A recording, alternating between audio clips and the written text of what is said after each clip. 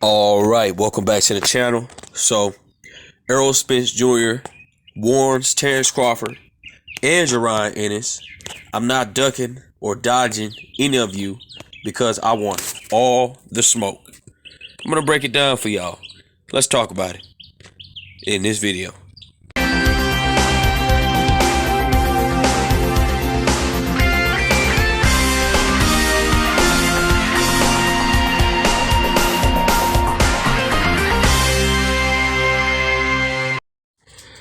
King Jr. got another video for y'all. Please share that you like and subscribe to the channel to get all your latest boxing news. With that being said, Errol Spence Jr., recently did some interviews, and he was talking about how he wants to fight with Terence Crawford. That's going to be on his mind next. And he was asked a question about Jaron Ennis as well. And I got to give a big shout out for Errol Spence Jr. because he really praises Jaron Ennis for what he does, and he says that he has a lot of talent. He's very big, he's very rangy. He was just talking about Jaron Ennis is just a very great fighter, and stuff like that. And he's hungry, And I think that Errol Spence Jr., I truly believe that he's going to get the fight with Terence Crawford next.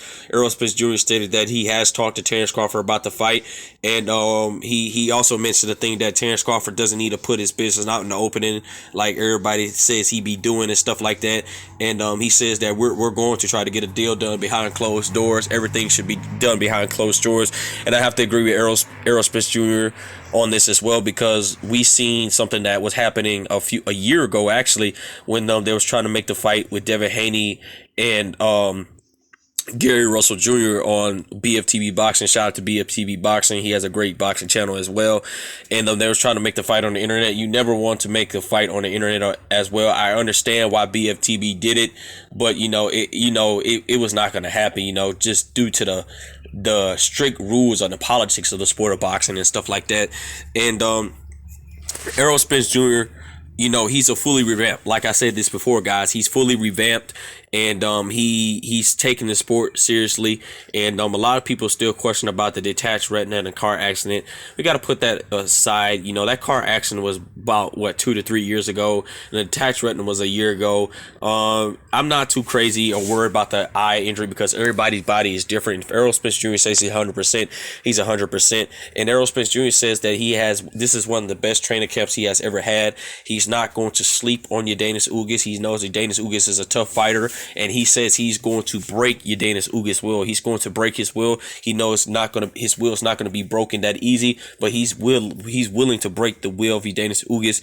And we could potentially, Errol Spence Jr., if he has one of the best training camps, and if his ring IQ has gone up and his knockout power has increased, we could potentially see Errol Spence Jr. get Yordenis Ugas out within the championship rounds of 10, 11, and 12. I don't see it going past really 11 in my opinion, but we got to see how well Errol Spence Jr. doing this fight. Now, Dennis Ugas says Errol Spence Jr. is not the toughest opponent. He is referencing other stuff other than the sport of boxing that he fights is bigger than Errol Spence Jr.